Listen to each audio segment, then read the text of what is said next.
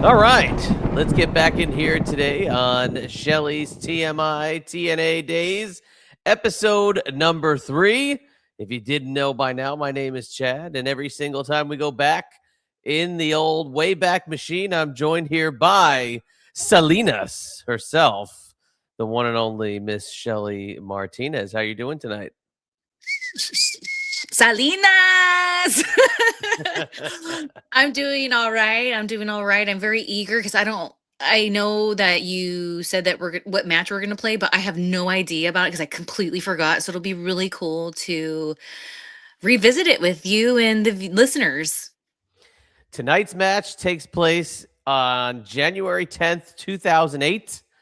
Part of the TNA Impact tapings. It's a rematch as LAX faces the Rock and Rave Infection, a rematch from the previous TNA TMI or TMI TNA Daze episode. This tape took place right after the pay-per-view, so we'll talk about that in a few minutes. So we're we're sticking where we were in the last episode, but moving forward a little bit. But we have oddly breaking TMI TNA Daze news, really ironically, because it's an LAX connection, a loose one. We'll call it LAX light, but LAX somewhat in the news because of the jump, if you will, was Mike Santana in TNA Impact and everywhere else he wrestled. Now, as part of NXT, has a name change and is now known as Cruz Montana. And well, I can't even get through the name. And since the debut of the name Cruz Montana has been met with quite the feedback of the internet wrestling community. So we're going to start here tonight before we get into the match. Did you see all this? Did you hear about this and the name change? I do follow. I'm sorry, he will always be Mike Santana to me. So I do follow him. I think he's awesome. Always sending him positive energy. I wish I could have worked with him at some point. That would have been really awesome, even if it was like a one-off thing. So to hear his name, because I was not aware of the name change. So you breaking it here on TMI TNA Days is also breaking it to me. And that's why I laughed. I was like, why would you give him that name? It doesn't even, I don't know. It doesn't go, I feel. I feel it doesn't go with the flow of the presentation that is Mike Santana. Now he had to justify it. He said that there's a family connection, and that's why the name is Cruz Montana.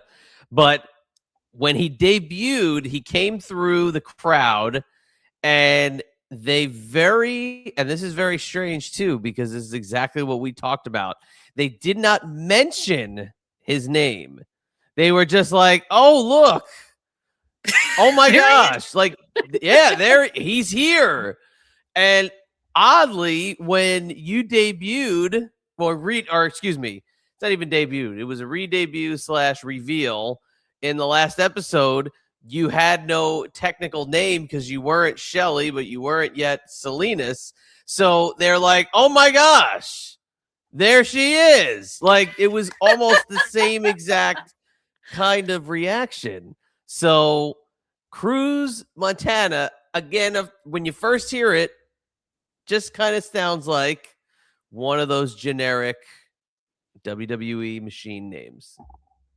My name is England and Montoya. You killed my father. Prepare to die. That's all I keep.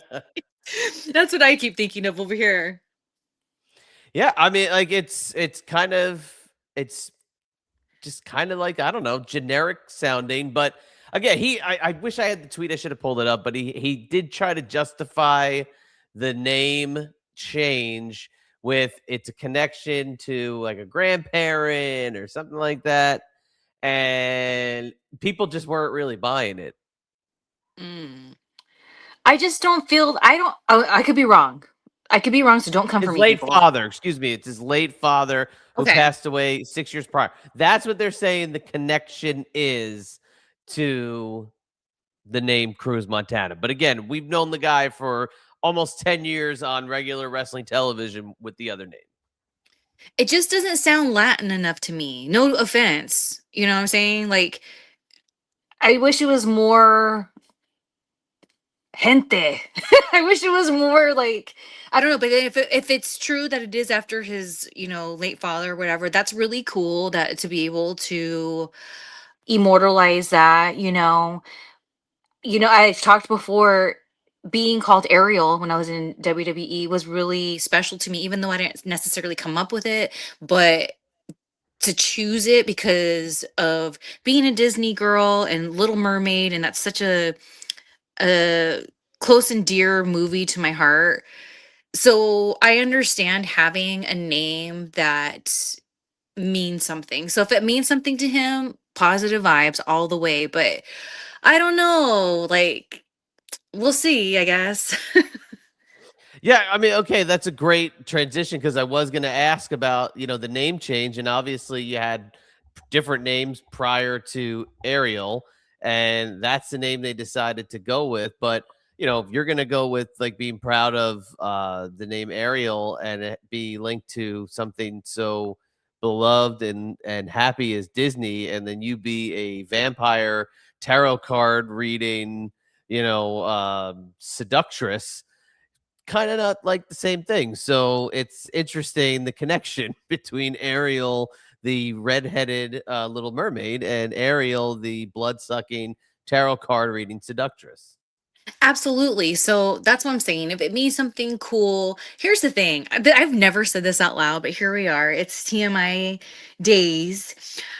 I was always secretly hoping that at some point, like just a one off, maybe they're in LA area or drivable, that I could manage him just one time in TNA, just for like, even if it was a house show or something like that. They do little things like that here and there sometimes, just a one off, like, oh, just Yeah. for nostalgic sake. But now that he's with WWE, that ain't ever gonna happen. Well, I mean, hey, they say never say never, but it's I'm pretty it sure. could Here's the thing. happen. There could be a giant LX reunion. I doubt it. Here's the thing.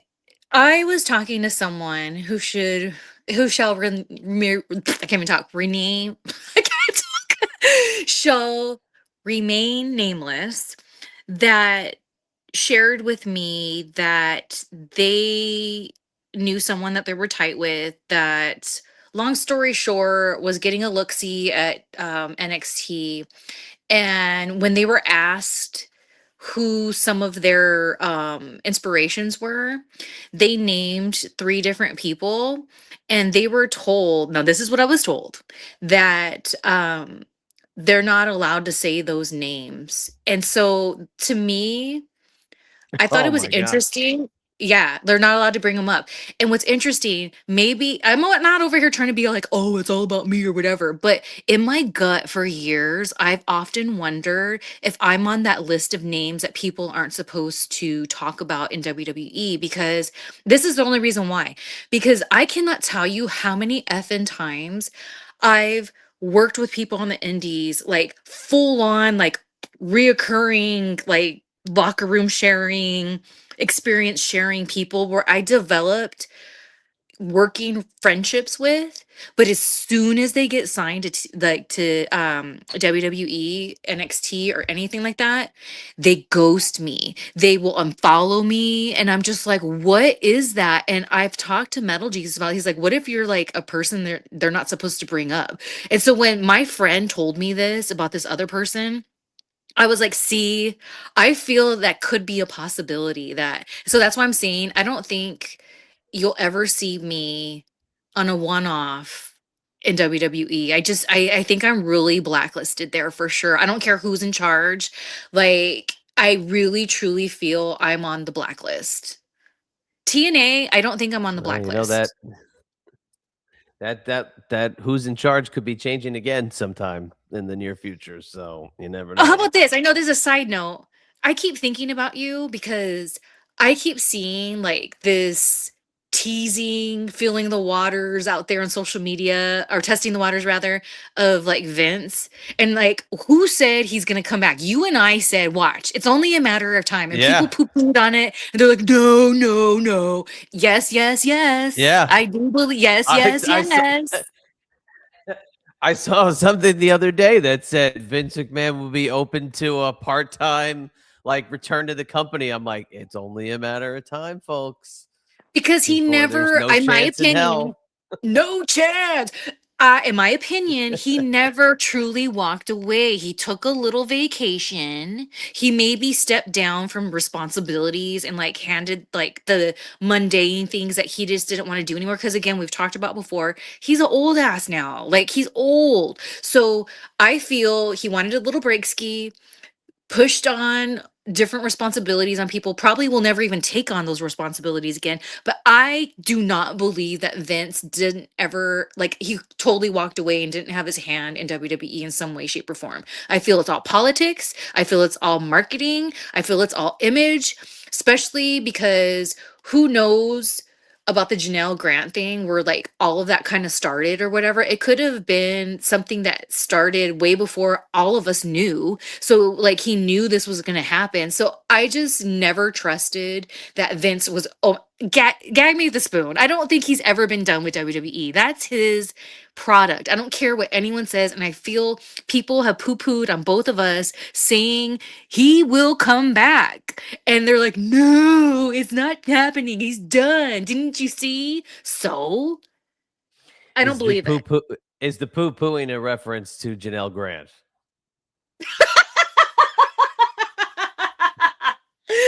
And here's the other thing, to the people out there who came for me, people telling me I should die because of what I've said on TMI about Janelle Grant, people just totally trying to put me through the ringer. I'm like, well, now what do you have to say? Now that all of a sudden, and then somebody was like, oh, well, maybe it's because she didn't have the money to continue to da da da da da. No, bitch. It's Yeah. all, I feel it's all been one work. I'm sorry. I'm sorry. And if it's not one big work, it sucks that the receipts that we all have had and seen in front of us make me feel that way because I'm a woman. I'm a woman that knows how hard it is. I'm a woman that's been taken advantage of. And as I've talked about on our show before, I wanted to be on her side, but I just couldn't with the information that we had. And so I don't know. I just am like, see, bitches, you came like I can't believe people were telling me I should kill myself and die because of my opinion of Janelle Grant. It makes me roll my eyes. And if that's you and you're listening, people, your opinion doesn't matter to me. It doesn't make me stay up at night. I don't even retweet it or argue with you online because I'm like, go ahead. Go ahead and say your piece. I really don't care. But it does make me go, and look down my nose now at those people because of what's been coming out about the settlement. Yeah. Good point. Wow. Damn, girl. I like that. A little fiery. That's a great transition to Salinas. How about that? That was a great response. But absolutely, you're you're 100% on the money. It's just annoying. And So that's why like these little internet trolls and people that think that they know what they're talking about. First of all, you're not in the business. And if you're on a burner account and you are in the business, you're freaking lame ass. So like I don't care what people have to say about anything that people try to drag me online. It's like little do people know that doesn't affect me. It doesn't, you're not going to get under my skin. If anything, I just roll my eyes and go, dude, you're just so part of the problem. Like, give me a break. You don't know what you're talking about. I may not know everything, but I know a lot about what I talk about because, long story short, my mom was really rough with me growing up. And if I had to bring anything up to her, I had to like quadruple check my work before I brought it to her, or else I could get my ass beat. Sorry, mom, that's just it. And so when I speak up, it's because I I'm I know at least enough about whatever I'm talking about to say it. I don't just say things haphazardly, you know? Oh, 100%. You absolutely don't. You don't mince words. You don't waste a syllable. And that's the thing. And people over here thinking, oh, you're jumping on some bandwagon now, huh? Like the thing with TNA and the dark side of the ring and stuff. I had people like writing me. They're like, oh, because I was talking about, oh, you know, Dixie, da da da. And then people were like, oh, you're trying to jump on some bandwagon. And I was just like, these people just have no effing clue. You freaking marks. You have no clue because I'm not jumping on some bandwagon. First of all, I've been talking about I don't like Dixie for I don't know how many years. I've gone full detail here on TMI about why. So, no, I'm not a bandwagon person. I don't need validation from my peers. I don't need validation from fans. I don't need validation from anybody except myself. I'm the only person that I seek validation from and approve and judge. It's all me, baby. Not even Metal Jesus. If he were to judge me or whatever, whatever, I would roll my eyes at him too because I don't give a shit about what anyone has to say about me when they don't know my life. They haven't walked in my shoes. They haven't had the experiences I had.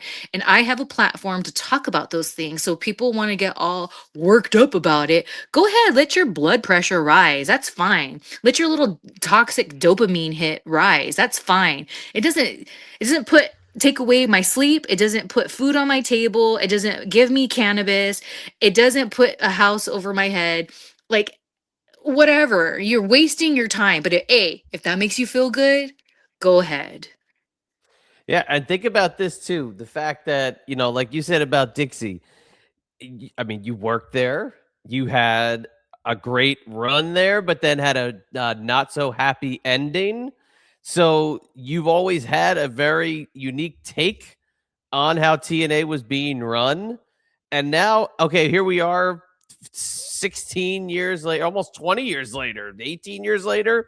And now it's just starting to come out where people are talking about her again. So you have a very vocal platform. You're very prevalent on your social media. So when people don't know that you've already been talking about this for a long time, they think you're just a bandwagon jumper. And then when you attack them, now you're just a troll or a hater or whatever. But they don't know that you've been talking about this since 2008, basically.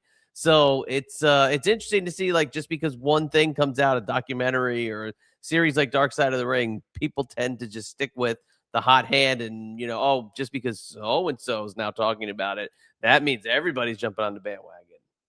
You know who's on the bandwagon? These marks. That's who's on the bandwagon. Because they're jumping on, oh, did you see what Kong said? Did you see what Jeff Jarrett said? Did you see what Karen said? Bitches, I knew what they've been saying because I was there, like you said, and I've been talking about it. And maybe I don't name names. No naming names. I don't name names all the time. She named Yeah. names. And then when I do name names, people are like, "Oh, she just wants attention." And who are you? And who? And it's just like, who I am? Who am I? I'm the person that before people in the business, I'm just going to be real, decided to grab a microphone and a webcam and start podcasting and talking about it. I was talking about this shit way before any of those people even thought that. And then those same people used to talk shit about me, saying Shelly's breaking kayfabe, bringing cameras into the locker room and this, that, and the other. It's like it's nothing new. So if people want to come for me, at least do your homework. And if you're too lazy to do your homework for receipts, I don't care. I'm just gonna go roll my eyes, file my nails, and flip my hair at you. That's it. Yes, very nice. And with that being said, we will start to take a look back at January 10th, 2008, Impact Zone, LAX taking on that pesky rock and rave infection. So this is your first Impact taping alongside Homicide and Hernandez. We'll just start at the beginning with it. And Okay. it's the generic. What do you remember anything about it? Anything stick out? Again, Impact Zone. One thing stands out for me is babyface Shelly here. Okay, LAX is super over when we watch this, so you have to be a baby face. We'll talk about a couple things like the I know you love the music, the entrance. Did you guys walk through the entrance? Did you do the entrance prior to kind of get a rhythm or look at anything beforehand to see if it worked?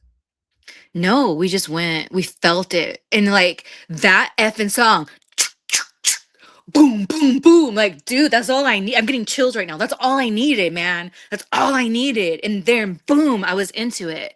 And Homicide Hernandez, we were already like, when we're in our gorilla position, because we had a separate entrance, when we were in our position, we were already vibing. And then once you hear those first boom, boom, boom, like it's done. We're there. We are the characters. We're invested. You can't tell us anything. And then as soon as we walk through that freaking curtain, the crowd, man, the crowd's energy, all these white ass people being all about the LAX. Like, you don't understand how awesome that is and what a win that is and how amazing that is, especially being not only Latina, but like a wrestler that's Latina. And it just gave me this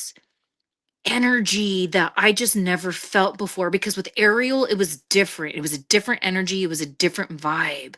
And this was allowing me to tap into my roots in a different way, because even my cousins that look like Homicide and Hernandez, that are legit gangbangers in life, like they would always make fun of me. They'd always be like, "Watch, Shelly's gonna marry someone who's white." Da da da da da. They would always, I was never Mexican enough.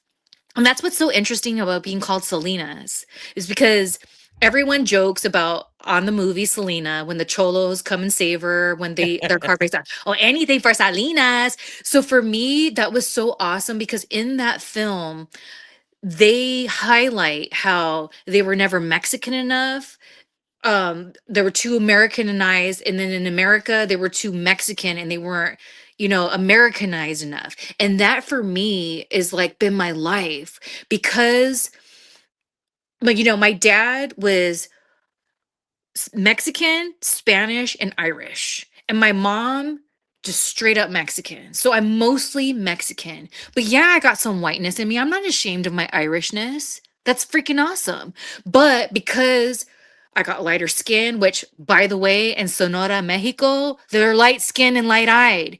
But people treated me like, oh, so what are you? Like, are you white? Like, what? And then my own freaking family would joke and make fun of me and all this. So to be able to connect not only with the gente with LAX, but with the white people, and they loved it and embraced it, and they were all about it, man. That for me personally was such a win. And I knew my freaking cousins were watching it. I knew my family was watching it. And to me, my whole Selena's character was a big F you to, bitch, you don't even know. You guys, you want to like job me out because you don't think I'm Mexican enough. But yet here I am representing the gente, representing Latinas.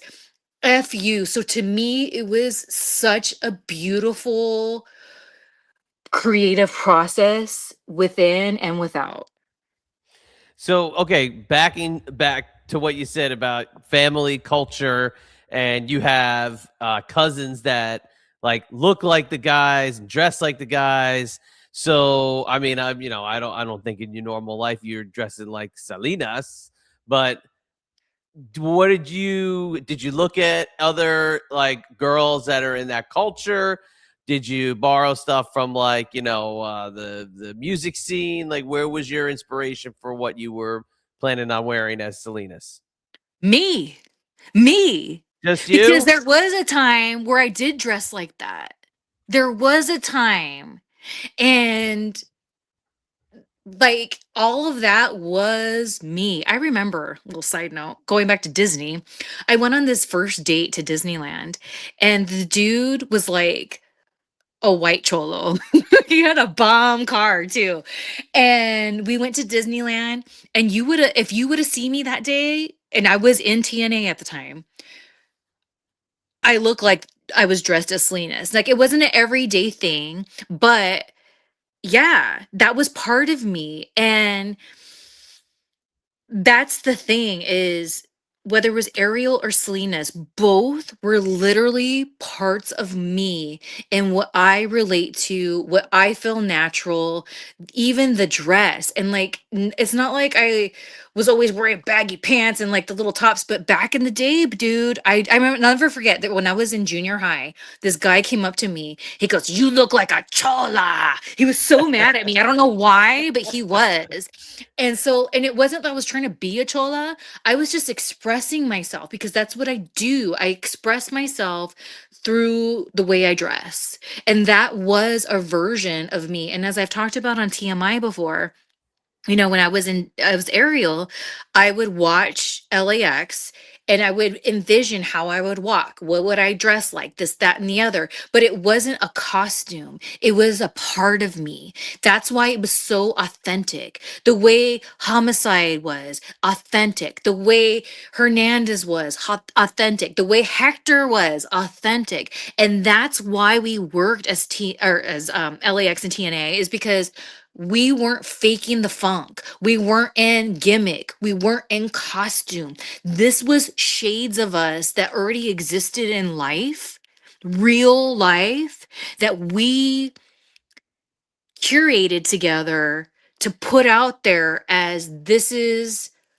our characters, but it's so authentic and and people relate to it or they love it because that's what it was, and it was so different. And going back to like how there was different versions of LAX throughout TNA and all this, I really feel that that's what the difference was with us versus different groups that they had, because we were just being ourselves, man. We were just being ourselves. And I remember people saying, at first, we didn't know what to think about you because we were so stuck in our heads that you were like this Ariel character and the way visually Ariel looked. And so to see you as Salinas, but then I bought it, it surprised me. And it's like, you bought it because it's real. It wasn't a gimmick. It wasn't costume. That was me sticking it to my cousins. Hey, I mean, that's some motivation right there to carry that kind of crutch. It is. And I'm very proud of it. I'm so proud of it. And I'm proud of everything I did with Salinas. And I just now more than ever appreciate Salinas and the work that me and LAX did together, because I really feel at that time, like, even though I love Eddie Guerrero and he's such an inspiration, it still was different even from Eddie, you know what I'm saying? And like, Yeah. Oh, or like, absolutely. it was different because we were a different era. Eddie was older than us, so he came from a different era. Chavo, different era. Even though he's like an in-betweener. He's like in between a Eddie and a LAX, right? So Yeah. like, it's like it just, oh, long live LAX, dude. A long live LAX. That's what I have to say, dude. Because even though I don't get along with Hernandez and haven't for a long time, and I'm still in touch with Homicide, I'm so grateful for that. What we did as a group in TNA when we did it was amazing and so real. And I've talked about before, there was powers that be that didn't like that this Latin group was more over than the good old boys. You know what I'm saying? Oh, So yeah. Oh, absolutely. there was some racism into that. And we just looked at it as, we laughed at it and was like, F you, watch. And we would go out there. And that's why I'm saying, to see all those white ass people wearing LAX shirts and being about it, it was so amazing because they loved it. It was something different. It was something that they wanted to see. We were these kind of characters to them that they were like, wow. And then behind the scenes, having some people that didn't like that.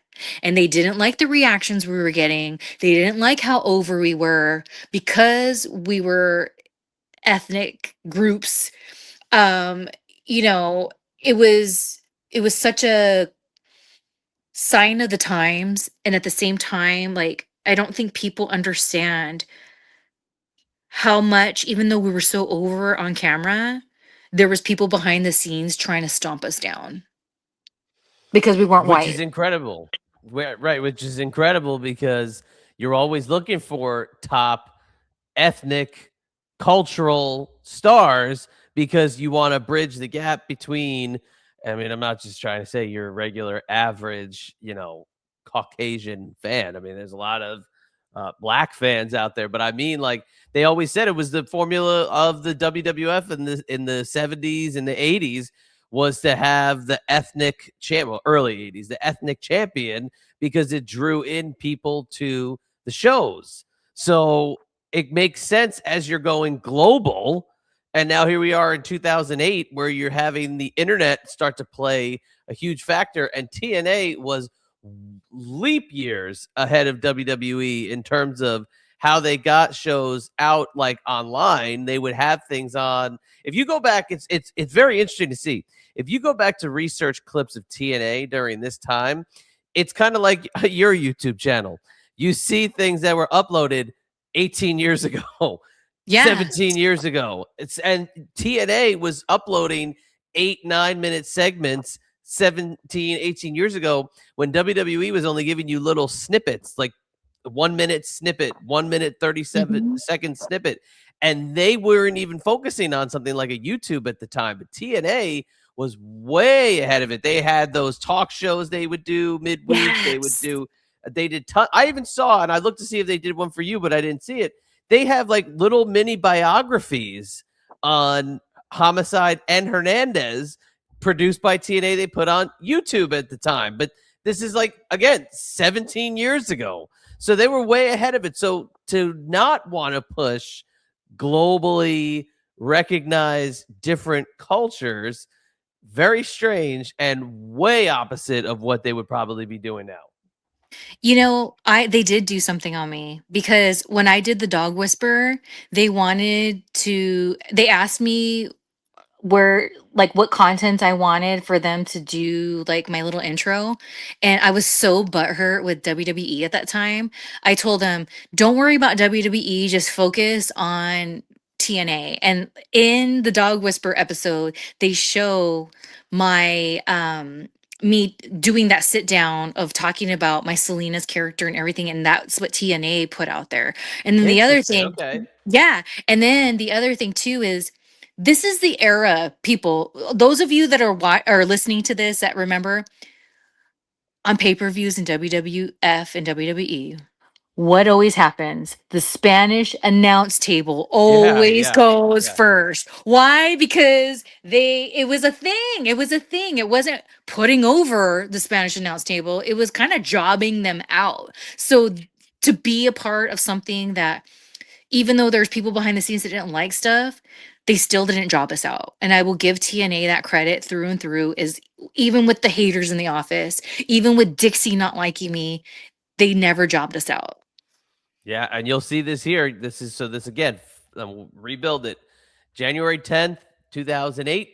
This is the first group tag match together, rematch against Rock and Rave. That was the pay-per-view match we watched in the last episode. So I will hit play on this now. We'll let this go. We'll talk over it. We'll comment where we can. But again, this is you. I previewed it. I watched it ahead of time. It's incredible to see the fan response Yay. because of how, like, again, I don't want to get ahead of myself, but just because of how well they booked LAX in this match. So, all right, let's get rolling here. Here's the Rock and Rave infection. Ladies and gentlemen, the following is a return tag team match scheduled for one fall. Introducing team number one, Lance Hoyt. So now you got Lance Hoyt again. You got Jimmy Rave again. No Christy Hemme, and they do point this out on the commentary. But here they are replaying your reveal. The man-on-woman violence involving LAX and Christy Hemme finally came to light when the Latino Nation member was revealed. To be Yes, bitch. Oh, Jimmy. So here's your first entrance with LAX. And their opponents representing the Latino Nation and accompanied by Salinas, Homicide Hernandez, American Extreme. So you get separate entrance. You've got different camera cue. You've got your own video playing over it. I mean, this just shows how over they knew LAX was. It was a real baggy shirt, but you could see Salinas in the whole time. That's why LAX wasn't worried. They weren't worried about the threats that Christy Hemme was giving to Jim Cornette. They knew that they had that ace in the hole, and it was Salinas. And they also now do point you out as being Salinas, but you're just as announced as being accompanied by Salinas. It's like they passed it off to the ring announcer in, pre-match introductions. In our main event on Thursday Night Impact, another return bout from this past Sunday. It's Awesome Kong, Gail Kim for the TNA Knockouts Championship. And right on the screen, it just proves my point. TNA Mobile. Yeah. I mean, for TNA to have something like that, a mobile text service where you can get updates. Again, 2008, WWE wasn't doing that stuff till like 2010, 2011. Man, Hernandez is such a beast. I love it. And then here comes Jimmy Rave, and it just flicks him off like a mosquito right there. But you're right. So it's just weird, though, from the Sunday pay-per-view to this show, this is a completely different match. It becomes I feel like more of a squash than it does an actual competitive match. That's like the one rare piece of offense you see Jimmy Rave get is a kick. No spoilers.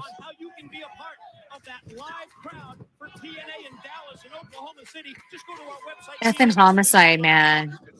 Love him so much. Boom.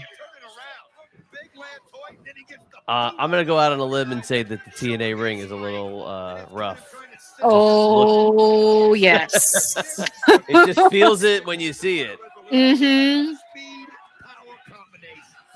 Almost mirror images when you take into account the big power individual like Lance Hoyt did over Hernandez. They got RKO out of nowhere by Homicide. So you have the Puerto Rican flag wrapped around you. Yeah, that was part of when they told me that I couldn't be wearing my little shorts. Remember we talked about they started bitching? Yes. This was the beginning of it where they were like, wow. I love that when he did it with his beater, man. Boom. Like nothing. That move would later be known as the border toss. Mm-hmm. But it looks like we're going to see a little LAX double team. Corner clothesline rocking. Oh. And he gets sandwiched by Big Hernandez. When they get it going, Mike, they're as good as any tag team that we've seen at TNA. Oh, Don West. They really are an unbelievable combination. I mean, Here we go. Guns and AJ and Tunk on 3D. Boom. Yeah, their game are as good as anybody. Selena shows her approval. Loving every minute of it. Andrew Thomas down for the count and just gets the 2 before Lance Hoyt explodes into the ring, breaks up the pin attempt. Watch Lance. Moonsault attempt. Wow. Oh, my gosh. Lance Hoyt goes to the top and gets pushed off by Hernandez like a sack of shit. Here we go. Whoa, whoa, whoa. Jimmy Rave fights it off. Quick roll up by Rave. Pin 2. No, only 2. Wow. Homicide wanted it. And now look at it. And there it is, Gringo Killer. Oh. That was a little snug. And see, it's like a squash.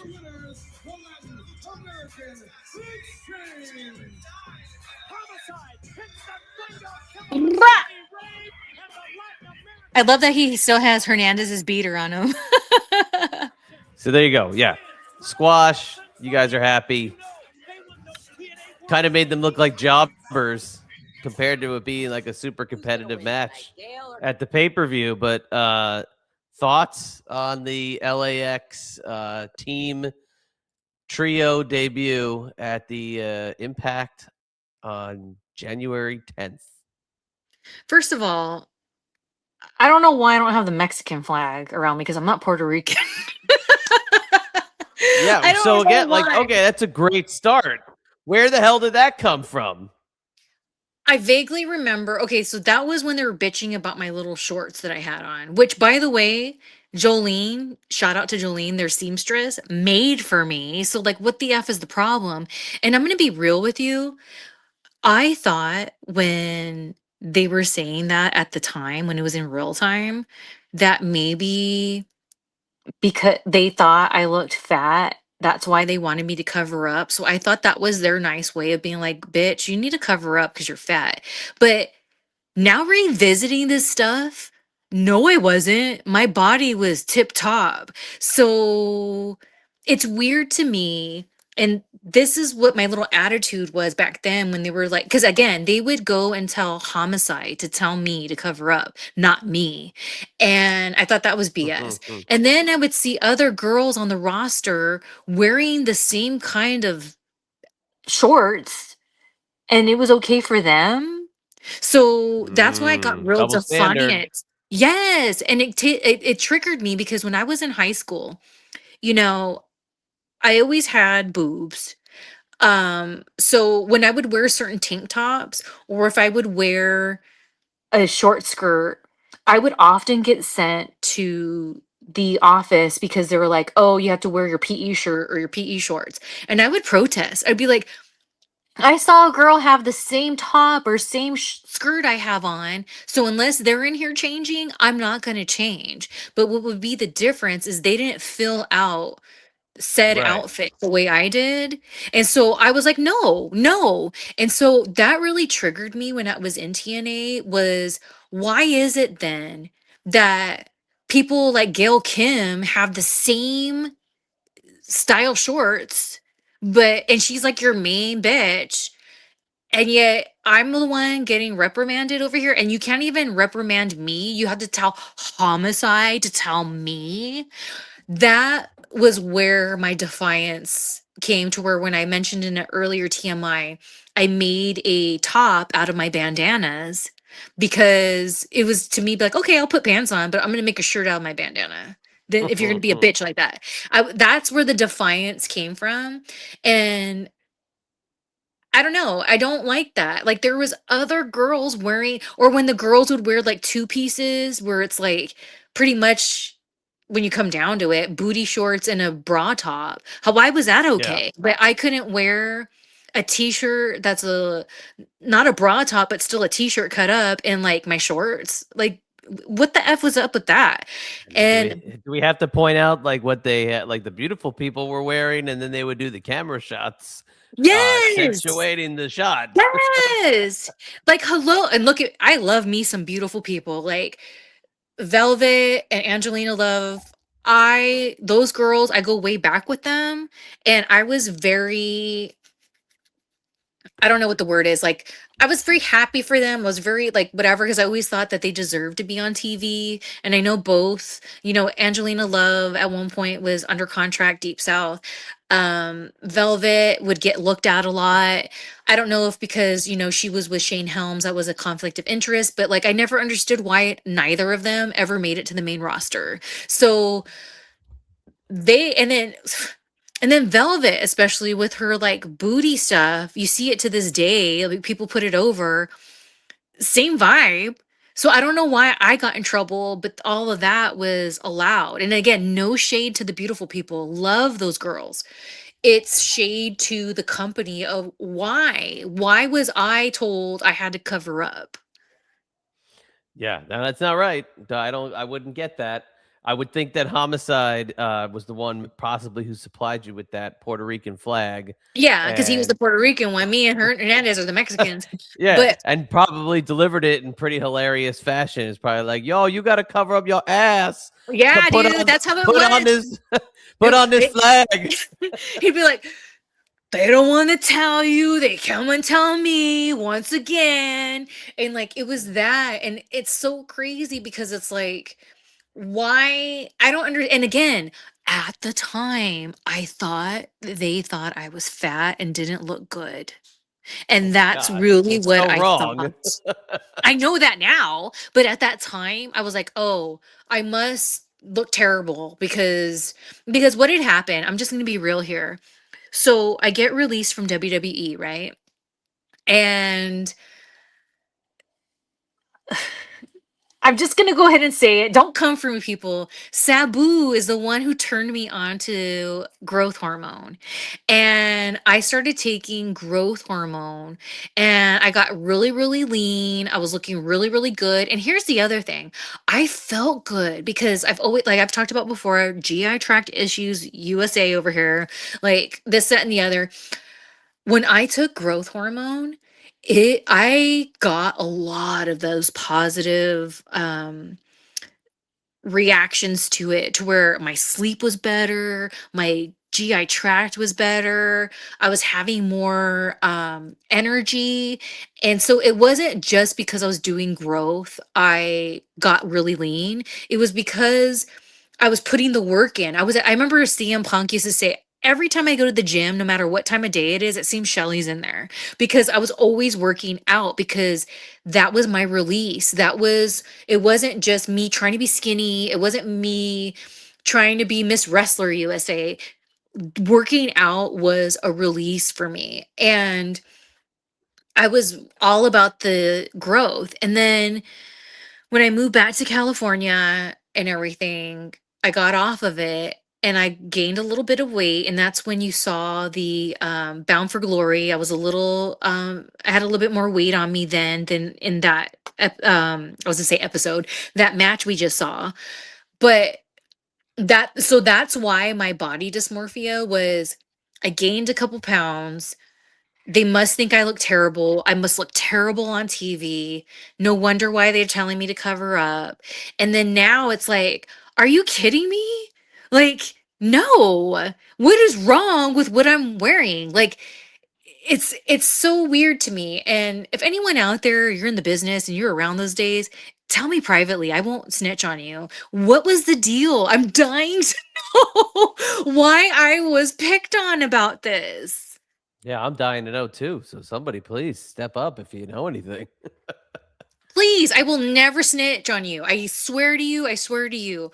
But that was a big thing. And that, again, that's why at the time, even though I thought maybe I looked bad and that's why they wanted me to change, I still had an attitude about it. And I think it's because deep down inside, my soul knew that wasn't the case. And it's so bizarre to me because you brought up a good point, the beautiful people. That kind of raw sexual energy was something that you weren't seeing in WWE at the time. Maybe you saw it No. during Attitude Era, you Yeah, saw it not at during all. men, but not in that era. So putting asses in seats, catering to the product, elevating the women's product there, and like that this is what I love about the beautiful people. They're out there being sexual and sexy, but then they can get down in that ring. You know what I'm saying? And me bringing that like sexiness, but I can get down in that ring. And so that's like the ultimate, because back in the Dizzy, it was like girls who just kind of shuck their ass and had their boobs and their butt out. They did that because they didn't know how to work in the ring. And then at TNA, you had people like the beautiful people and me that did know how to work in the ring. And we can bring that element that a Stacy Keibler did, a Tori Wilson did, but get down and dirty like a Lita did. So whatever. F you, TNA, for bullying me out of my outfit. It's such horse shit. I will piggyback off a point you made earlier about placement and ratings for LAX. Okay. Now, not the ratings in front of me for segments, but what I do have is the timestamp for where we just watched. And the timestamp is this is a 2-hour show of TNA at the time. LAX is literally at the 1 hour mark. That is a really great spot to jump into a program. So they obviously were like, well, we want LAX spotlighted here. If we want them to get over as a new trio, they literally have you at the top of the hour in that match. So I was pretty impressed by the fact that they did have you in that key spot. Oh my gosh, you were bringing up to me such good points because that's the thing, dude.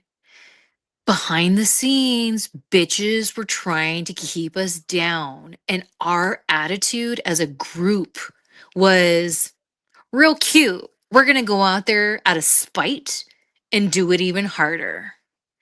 And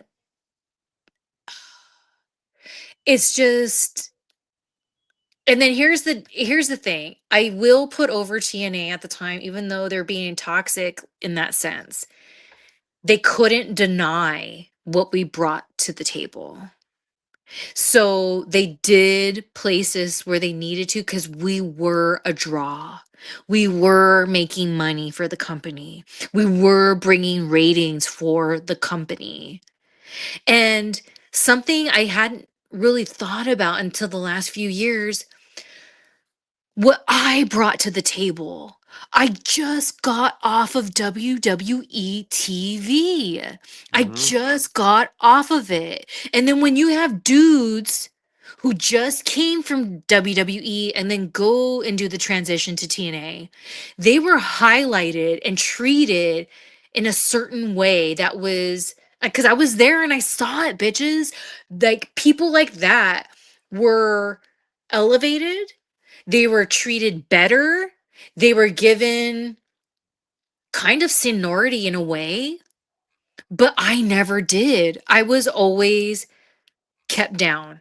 And not just me, but LAX. And the fact that it's like this love-hate thing with TNA because they recognize the value with our group.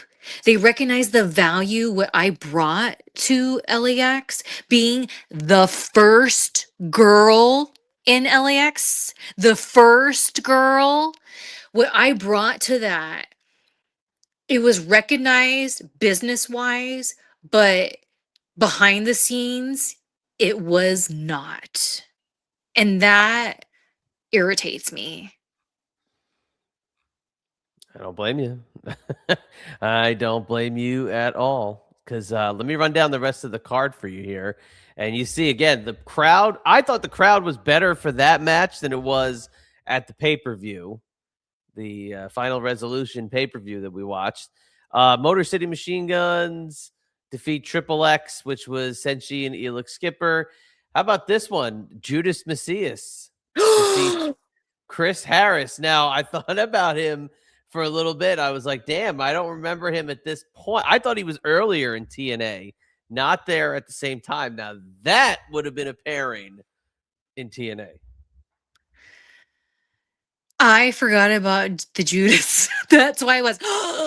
And Chris Harris, I'm sure he's fine and dandy like sour candy, but I will always be against him for personal reasons, not towards me, but towards how he was to another person that I was very tight with at that time. So I'm sure he's fine now. Like were we all young then, but I always have that little chip on my shoulder. So when you just said Chris Harris, I'm like, ugh, gag.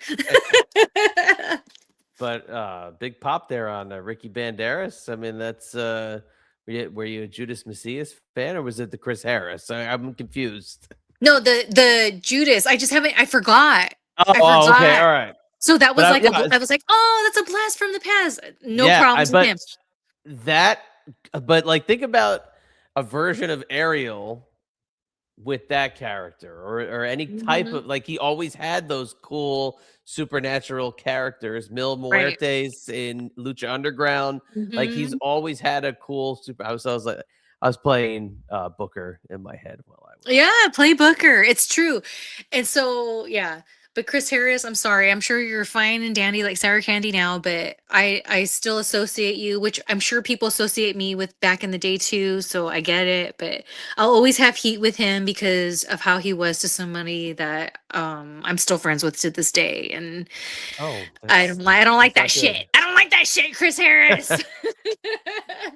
Then you got Petey Williams and Sanjay Dutt. And this is an interesting defeat.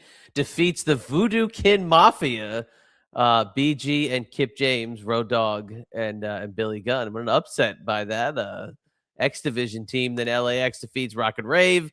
Tomko defeats Sharkboy. So I'm going to stop there. The other reason I wanted to bring this up is because in the midst of TNA television at this point, a lot of talk in this Dark Side of the Ring chatter has been about the weird Sharkboy segments. And I got to know if you remember any of this or if you've seen anybody talking about this lately. When Sharkboy went into a coma and then woke up as the Stone Cold Sharkboy, that was on these shows that you debuted on. Dude, me and LAX, we jacked him while he was in a coma. His shark family was his shark family was crying at his bedside. Mama Shark and Daddy Shark. Right. Wait, Oh my LAX is gosh. involved in that? They were the baby shark before baby shark was baby shark.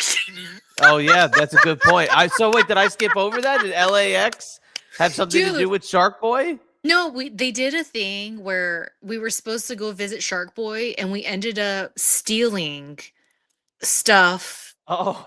at the thing. And then the mom and I, Mama Shark, we get into it and I call her, I was like, whatever, tuna.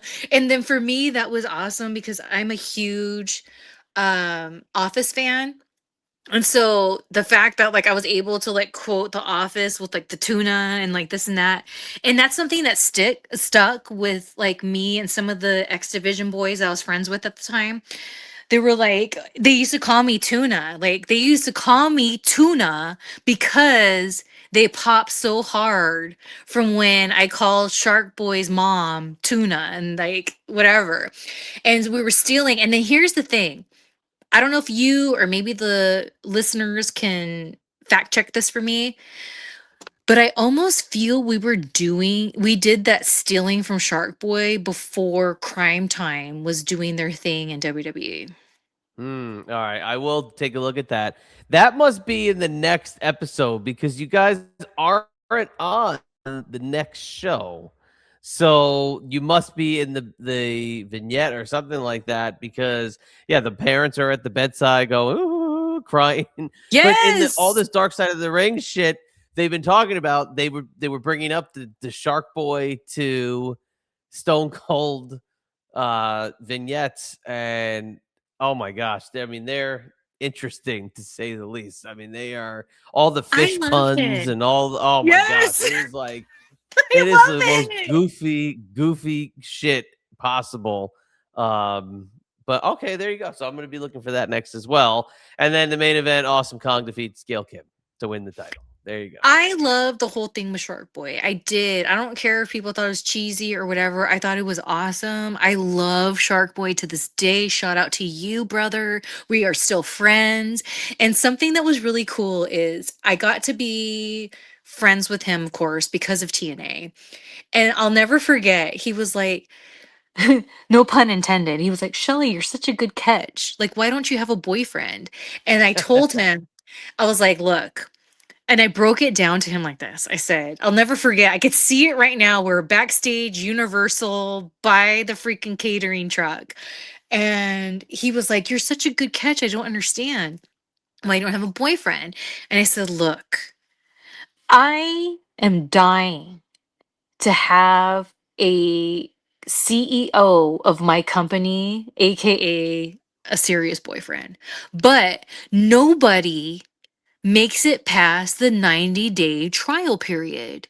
Nobody. I take resumes, I look over it, and no one can get past that 90-day trial period, not even close. So I'm not going to let somebody who can't even pass a 90-day trial period be my boyfriend. And I'll never forget, he was like really tuned into what I was saying. He goes, wow, I've never heard someone break it down that way. That's he's like, you know what? I got respect for you, Shelly. And I'll never forget that because it was true. It was so true. And it made me to hear as a female that's broken, especially at that time, me thinking I'm telling somebody something that they're going to roll their eyes at. That's a guy. And he's like, that actually makes a lot of sense. And it's funny because here's a little clickbait here. I had these really cute silver platforms. If you look at the photo shoot I did with Lee South, shout out to Lee South, where I'm doing the Salinas shoot and I have like the topless and I'm covering my boobs with the Mexican flag and all that. I have those on. And those platforms always, because I would wear them in real life all the time, they always made me feel extra and I loved it. It was like this thing. And Sharkboy at the time had this girlfriend of his and I loved her so much. She was so cool. And then I was telling her, she's like, I love your shoes. And I told her. And then one day she goes, can I borrow them? And I was like, yeah, girl. And she borrowed them and like hooked up with them. She was like, you were right. These shoes do Yeah, make there you you feel go. extra. The shoes and the shark. The shoes and the shark. And I just love him. I'm so glad, like, his life and everything that's worked out for him. And I feel like in life, Shark Boy's always been winning. But I feel like how Dan Housing is being pushed, Shark Boy should have been pushed like that because that's just what's up. Just saying. I mean, there's a lot of characters that you could say that, but Sharkboy was definitely super duper over at one point. So it's So over. it makes a lot of sense. Makes a lot of sense. The Danhausen thing, even from whenever the last time we talked about it, has been, I think. I mean, I had put it on X maybe 2 weeks ago or 3 weeks.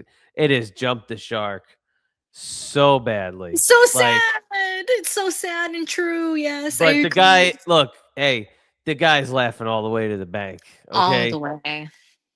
I mean, he's like McBain. How does he sleep at night? On piles of money next to many beautiful women. Yes, dude. And positive vibes to that, to him and his wife and all the minis. But yeah, you're right. I feel the same way. And I don't ever want to say that like on my timeline. I'll say it here on our show, but I don't want to say it on the timeline because I don't want to throw salt because I do like him a lot. I do, but so that's why I'm bringing up that comparison because if Shark Boy would have had the spotlight the way they're doing Dan Housing, dude, that's it wouldn't be jumping the shark. No pun intended. Oh my God, yes. Oh, we're saying jumping the shark. We're talking about friggin' Shark Boy in the same sentence and story. Yes. And I'm just catching that now. Holy crap. I didn't even think about that. That's crazy. I But yeah. know, but it's So true because I just saw earlier today the thing that Dan Housing did with what's his name, Joe something.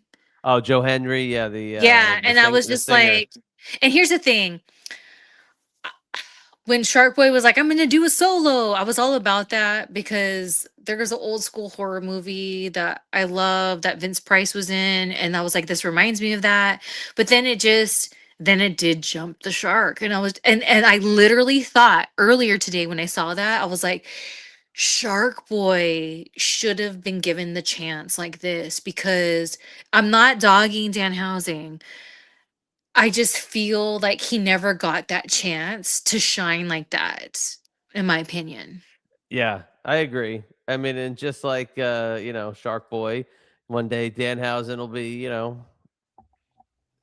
just like maybe telling people, just like I was in a coma and turn into Stone Cold Steve Austin. He'll be like, I was in the middle of Madison Square Garden saying you are cursed with the New York Knicks. I mean, maybe he'll be doing the same thing. You never know. And here's the thing, and it's fine because, like you said, he's laughing all the way to the bank. Not because I don't feel he's a douchebag. I feel like he understands the assignment and he knows eventually this thing is going to run its course. It's not a long lasting kind of thing, in my opinion. I feel he understands that he just needs to seize the moment every chance he can get, and I respect that and I can't take away from that.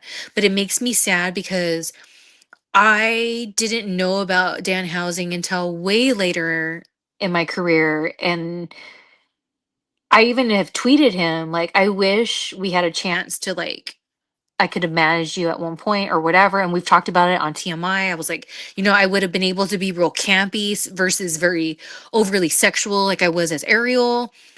And to me, I feel like the longevity of his character could have had more life if they weren't doing the things that they're doing right now. That's just my thoughts. Yeah. That's just my opinions. They could have made it mean more, last more, and all this. But I feel it's very manufactured and pushed down our face. And that makes me sad for him because I Yeah. want him to have success. I want him to have a long career. But I also understand knowing the assignment and just doing it too, because I've been there. Yeah, they'll get tired. People get tired of it. They'll turn him heel. He'll be like an evil Danhausen, but he'll go through that phase where he's like transitioning and they don't know why he's like glitching, and Right. then he becomes evil, and then he's evil Mhm. Danhausen, and it's gonna be, like people are gonna cringe at that, whatever he's doing with it. He's never gonna be the main eventer of a WrestleMania, but the guy is making just oodles of cash right And now. that's okay. So And that's okay that he's never going to be a main eventer, but the shelf life is what I'm right, talking about. yeah, And the yeah, yeah. shelf But life right with the could have been with the way money he's more. making, he's laughing all the way to the bank because he doesn't have to Absolutely. do what the main eventers are doing, Right. killing themselves body wise, and he's just going out and doing campy skits, and he's got merch upon merch upon merch. I was in Philadelphia 2 weekends ago, and speaking to somebody who I know is a casual fan, and I literally said, I go, I bet you have a Danhausen shirt. And they said, I do. I have the Yeah. one from when he was with the Knicks and they were doing all the stuff with the Knicks winning the championship. The guy is super over, and to the casual fans, this is like what they are dying for. But it was that thing they did the other night on Raw was one of the worst things they've ever done, and it's getting panned. And I hate that. And then on top of it, whenever I see him now, I can't help but think of Chad Housing. Yeah. I did show that picture off too. I showed that Yes. picture to who I was speaking with. So that makes Awesome. that makes me Awesome. laugh that you think that, because I do. I go watch. I got one better than that. So very Long funny. live Chad Housing. That's right. All right. Well, nothing else to talk about here. We'll get ready for the next episode we record of TMI when we're back up to our recording schedule, and we will get a new TMI out your way. In the meantime, you can head over to the YouTube channel, catch the previous 2 episodes of the TNA Daze, and you can listen to it all in one big trio order now, and see the story unfold right in front of your face, as well as the other videos for TMI, all 23 episodes I think that we've got in the can. So if you want to follow me, it's at Chad EMB on X. And anything I'm up to, just go to shellymartinez.net/links. It's all there. All right. Well, we'll get out of here for this week. We will catch you the next time on the TNA Daze for Salinas. This is your old buddy, the Chadster. We will catch you on the flip side.